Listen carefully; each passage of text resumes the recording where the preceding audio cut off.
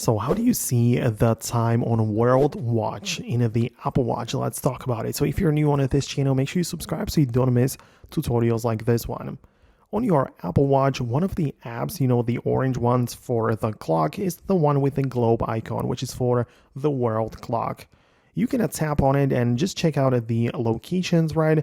So you'll be able to basically see the time and like move the hours in here.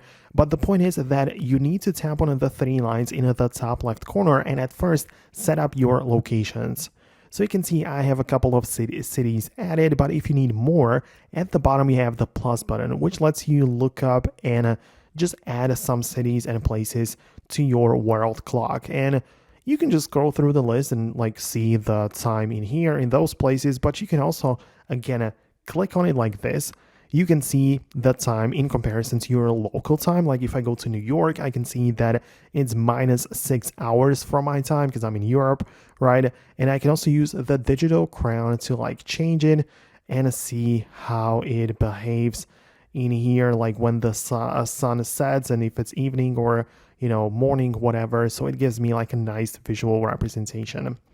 But by far, if you ask me, the best method to keep track of the world clock is by having a complication available on the watch face, right? So one of these small widgets on the clock is for me for the world clock, and I get to pick the location, right? So whenever I take a look at my watch, I see the regular, like normal time in my location, but in the smaller numbers, I can also see the location like New York time or something else, whatever, based on how I set it up.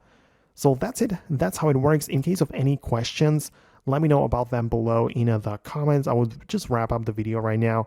Thanks a lot for watching, and I'll see you later in the next tutorials.